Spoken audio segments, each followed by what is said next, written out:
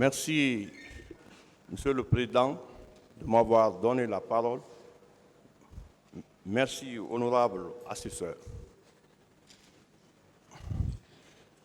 Monsieur le Président Moussa Dadis Camara, je voudrais savoir, après le massacre du 28 septembre, est-ce que vous avez fait au moins un communiqué radiodiffusé pour présenter les condoléances à la famille des victimes? Je n'ai pas de réponse à cette question, maître. OK. Monsieur Camara, est-ce que, après le massacre, il y a eu un conseil des ministres qui a eu pour ordre du jour, un seul ordre du jour, le massacre du 28 septembre 2009? Je n'ai pas de réponse à cette question, maître. D'accord. Monsieur Moussa Dadis Camara, je veux savoir pourquoi il y a eu tant de massacres alors que vous êtes à Conakry. Vous détenez tous les pouvoirs. Je veux savoir pourquoi il y a eu tant de massacres alors que, Monsieur le Président, vous vous trouvez à Conakry. Vous détenez tous les pouvoirs. Merci, maître, pour cette question. Vous vous souviendrez que même dans une famille, le père de famille n'a pas toute la latitude de contrôler tous ses enfants lorsque ses enfants sont à l'école. À plus forte raison, la fonction d'un chef d'État. La fonction d'un chef d'État, vous déléguez des pouvoirs et vous ne pouvez pas tout savoir, maître. OK. Selon les informations que vous avez recueillies après le massacre, les informations que vous avez eues avec vos proches, le gouvernement, les membres du CNDD, qu'est-ce qui a fait qu'au stade du 28 septembre, ce jour-là, ça a dégénéré? C'était indépendamment de ma volonté, maître. OK. Monsieur Moussa Dadis Camara, lorsqu'il y a eu le massacre, la CEDEAO a déclaré qu'elle allait envoyer une force d'interposition pour protéger les civils. Mais vous vous êtes opposé. Quelle était votre motivation? Je n'ai pas de réponse à cette question, maître. D'accord. Monsieur Kamala, est-ce que vous savez, est-ce qu'au moment des faits, le pouvoir était détenu par vous et qu'à tous les postes de commandement militaire, c'est vous qui nommez les gens? Mais maître, ça c'est... Je ne peux pas fuir ma responsabilité. Au moment des faits, j'étais président. Et même après les massacres, j'étais encore président. C'est par la tentative d'assassinat contre ma personne qui a fait que j'ai quitté le pays. OK. Monsieur Kamala, vous avez dit dans votre procès verbal, interrogatoire du 13 juillet 2015, vous avez déclaré que vous avez hérité d'une armée en déliquescence. Donc, vous le maintenez, une armée incontrôlée, vous le maintenez, non?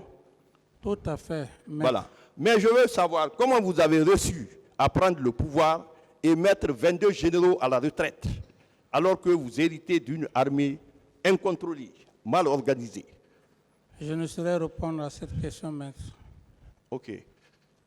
Monsieur Kamara, concernant votre protection, la protection physique du chef de l'État, nous savons qu'il y a la protection immédiate, la protection rapprochée et la protection éloignée.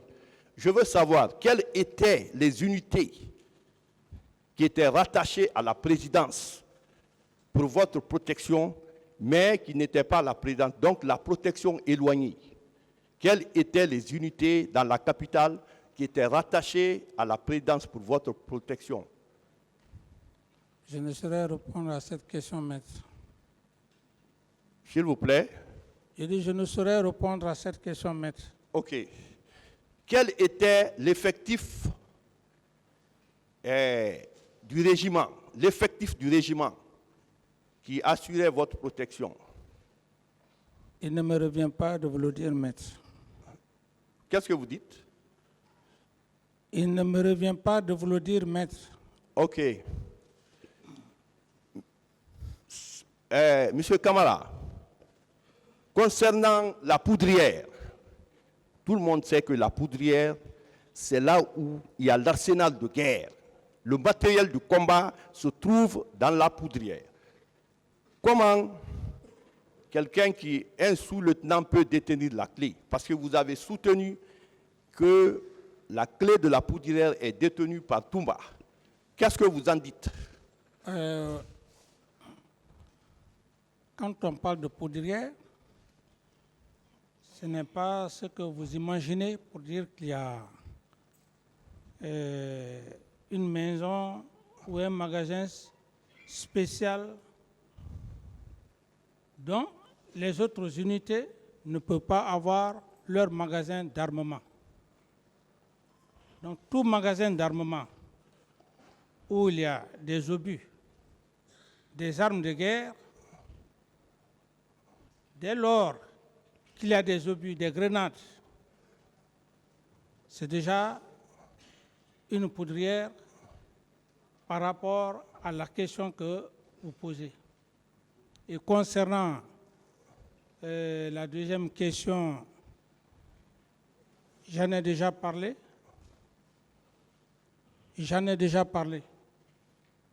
OK. Je veux savoir, est-ce que vous avez soutenu ici que le magasin d'armement, la clé était détenue par Toumba? Vous le confirmez? J'en ai déjà parlé, maître. Voilà. Non, suivez la question qui vient. Moi, je vous pose la question selon laquelle, est-ce que, si vous dites que Toumba détient la clé, peut-être, est-ce qu'il ne détient pas l'une des clés? Parce qu'il peut y avoir plusieurs clés. Il peut détenir l'une des clés. Ou bien il détenait la clé principale. Il n'y avait pas une autre clé, sauf cette clé qu'il détenait. Lorsqu'on va se saisir des armes de guerre et lorsqu'on a des explosifs, cependant, le militaire n'est pas doté d'explosifs. Et comme je l'ai dit, avoir la clé d'armement, je prends juste un exemple. C'est comme lorsqu'on parle, par exemple, d'un travailleur, d'un agent de la Banque centrale. Et cet agent, il détient la clé, mais la clé est commandée par le gouverneur de la Banque centrale.